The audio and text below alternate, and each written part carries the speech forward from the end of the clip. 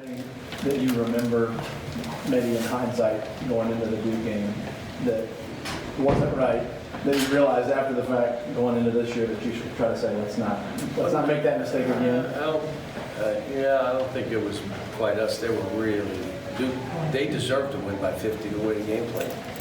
And their guys played better than my guys. But I would also tell you, at the end of the year, if you think we would have had 3 guys go in that draft and then go in the league doing what they're doing, after you watched that game, you would have said never happened. And these guys know, I mean, this is so early in the season, I can't predict what goes on. They have a veteran, a couple veterans, but really their veteran quarterback, which makes them go. So, it could be like, if you remember when Tyler Eulis went up there and just dominated the game. I mean, you know, you're at the mercy of that guy a little bit. So, but I'm anxious to see, and really where we are right now. I wish we didn't play this game, the first game of the year, but I've said it before. Why don't we have a couple games under our belt before we do this? But, you know, everybody agreed to do it, so. What makes Cassius as effective as he is? He's a good player, plays with great pace, plays with patience, knows what he does well, and he'll play for all 40 minutes. You're not going to take him out. You know, first 5 minutes of the game are not going to dictate how he plays. So when the other team's best player is a point guard, how nice is it to have Ashton hanging on your side? if he doesn't foul, if you're trying to keep this kid from scoring, you're going to foul. And what you're trying to do is, if a kid gets 25, just make him a hard 25, you know? And, you know, I expect our guys to be anxious. I don't know, you know, how, you know, what will happen with the young kids. You just don't, you can't predict it. What's your feel for Nick's status at this point? Still day to day. We'll see if he can give us a little bit of practice time today, probably nothing live, and see what he can do tomorrow. And if he's, you know, if he's timid with it, then he shouldn't play, not in this game. So we'll just have to see. Cal, you seem to have a really good relationship with Tom Izzo. What do you admire about him? What do you like about him, not only as a coach, but away from coaching? Well, he and I have been friends for a long time, and I respect the fact that, you know, he not only is about Michigan State, he's about the kids and he's about the game. If there's anything that needs to be done that's going to make the game better or game better for the kids, he's all in. He also speaks his mind, which I appreciate. That, you know, I think he and I are of the age at this point. You kind of say things sometimes you wish you didn't say, but you say them anyway. And as a basketball coach, you know he's as good as they get. And his team's just watching the tape. It's the same deal. I mean, they're going to play. You're not beating them just by saying, well, we're going to take their lunch money. You're not. And they're not going to beat themselves. You're going to have to play a heck of a game to have a chance to win just because of how they play, how they defend, how tough they are, all the stuff that, you know, we try to teach these young guys, and it just takes us a lot of time to do it. John, at this stage, how do you feel about any opponent taking your guys' lunch money? Well, the only thing we've been working on is them understanding what toughness is, and it's not pushing and shoving. It's, you know, are you in the kind of shape you need to be in mentally and physically? Are you beating workouts? Are you conquering yourself? Before you can try to conquer someone else, you got to conquer yourself. Are you in the frame of mind that you can be tough? That you're not going to get pushed off a screen, that you're not going to, on a shot, run to the rim. You're going to have enough discipline and toughness to go hit a body before. Are you going to, on an offensive rebound, run to go get it? Or are you running back? Are you going to put your chest on his back on an offensive rebound because it's easier? Are you tough enough to try to get even? Are you tough enough to set a screen? Are you tough enough to dive on the floor? How about, like, take a charge? We just showed them the tape of LeBron James taking 2 charges in a game, the best player in the world. Took 2 charges. Then we showed them the 5 opportunities, 6 opportunities that we had that we turned sideways. So, I mean, all the toughness things, you know, you don't know what's going to come out in this game. I mean, you don't. I mean, I knew we'd have a tough time with Duke last year. I didn't know it would be 50, but I thought it would be tough. So you just don't know. I didn't know when we beat Duke that we were nearly good enough to beat Duke, which we did, or Kansas when we beat them like we did. I mean, you don't know walking into these games because they're so early.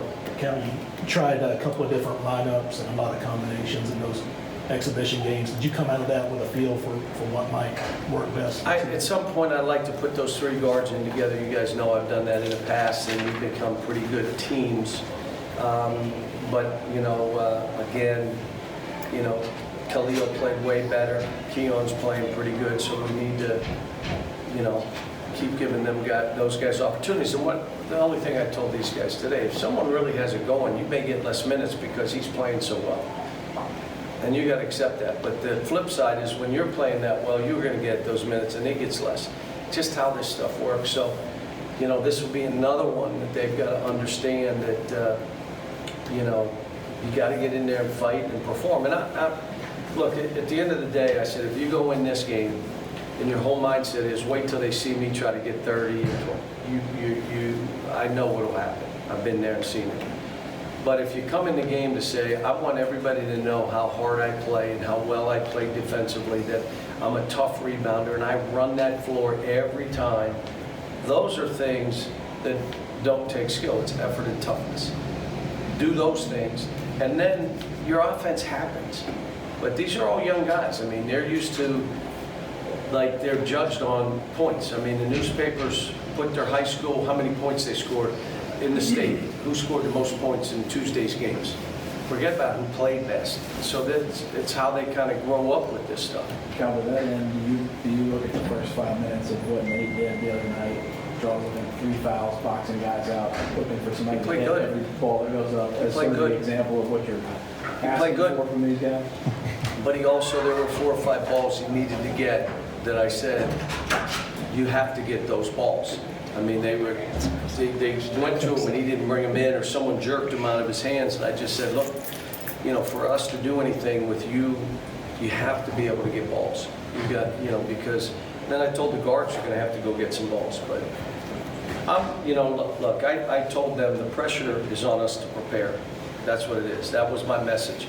The pressure right now for me and you to prepare, it's not during the game. When the game starts, you let it fly, you have amnesia, and you help each other. That's what it is. You're going to make mistakes. You'll be wrong 60, 70% of the time in this game. So cover for each other. You're going to make the wrong cut. You're going to make the wrong defensive move. It's cover for each other. But have amnesia and move on. You can't let play-to-play bog you down. But it's new. I mean, it's nice that we have some veterans that we're not walking in. I've walked into this game with 5 freshmen before. Starting 5 freshmen. Trying to, and they're going to win every game. What? I think we were down 20-2. I believe it was. So, you know, at least we got some vets here, and we'll see. John, the game last year. And that team, by the way, we were down 20-2 to start the game. Looked like we were going to get beat by 100. And I believe that team was in the championship, national championship game. That's why this stuff, and I think we lost that game, if I'm not mistaken. We may have won it, I can't remember. What's my wife's name, by the way? But anyway, what was I saying? I can't remember that. Down 20-2. Anyway, we were down 20, you know, anyway, go ahead. Next. John, the North Carolina game last year, Kobe White, a lot of hype, and Ashton seemed to respond really well. Totally different situation. Kobe was a freshman. This kid is a senior. Totally different situation. I don't want him even thinking about how I played that game because he would speed White up. He's not speeding this kid up. This kid's going to play at the pace he wants to play.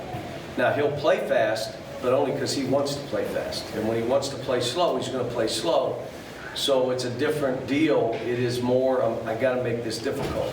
And if he's making baskets, I can't change how I'm doing this. Just keep playing and hope he starts missing something. How much more of a challenge are guys like that for Ashton? Because sometimes he can, with his ability, he can sort of gamble and in a handful of plays sort of change the game. The discipline, he's got to be disciplined. It's going to be, you know, but it's November. How disciplined can he be? I just don't want him to get 2 quick ones. So now we're playing now shorthanded because I won't play him in the first half with 2 fouls. Who's your point guard if he's up? Is it Manuel or? No, it's Tyrese. Manuel's playing so good off the ball. He's running, he's scoring, he's flying. I want, just be who you are. You know, there are no more point guards anyway. So what's the difference? Just be who you are. What do you do best? And we got to get him to defend and stay engaged.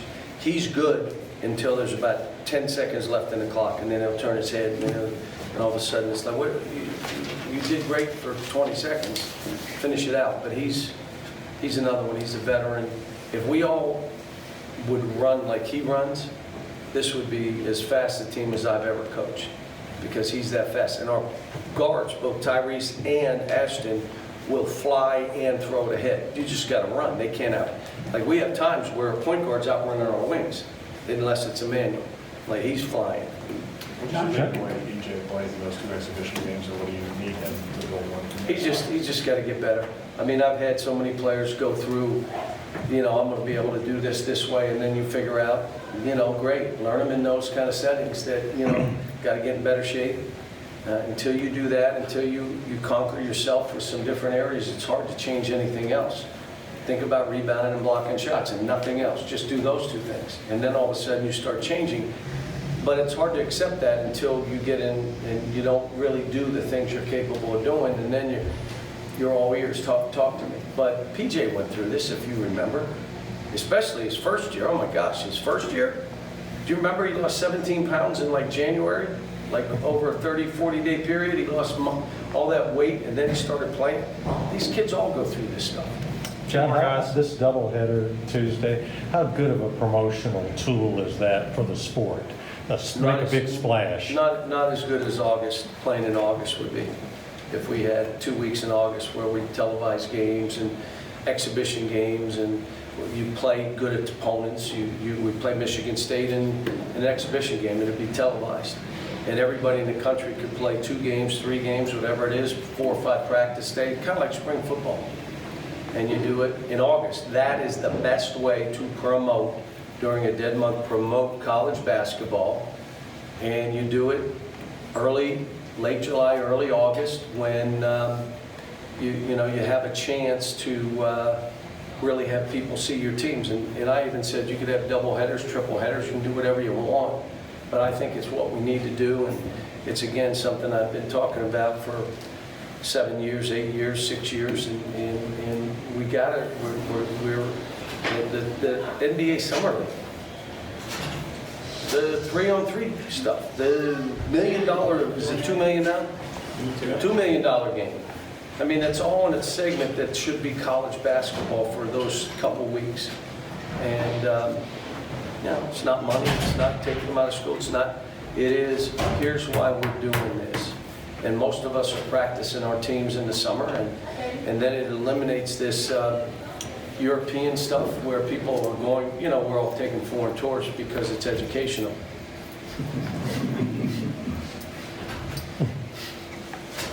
Did I say that? So I lied. I bet I lied. Why It's not haven't- educational. It costs $250,000 to go to Spain, Italy, Croatia, wherever you want to go. Let's go to 2 sites, and kids are sleeping on the bus. They get up. Can I just stay on the bus? Yes, stay on the bus. All right, we got 2. I mean, let's just do this stuff here. Why? Just everybody gets to play in August, and you take 7 days, a few practice days, and we're practicing anyway.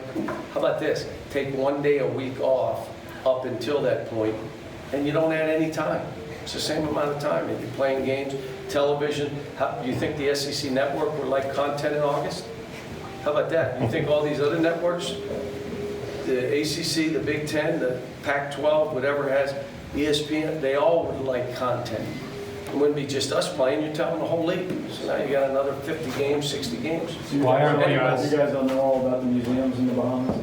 Yeah, we did, and 4 guys didn't get off the bus. But they did learn about dolphins and Water slides. shells on the beach. We talked about the different kind of shells. We thought that was a good lesson for teaching them stuff. Sounds like Brad had a miserable time.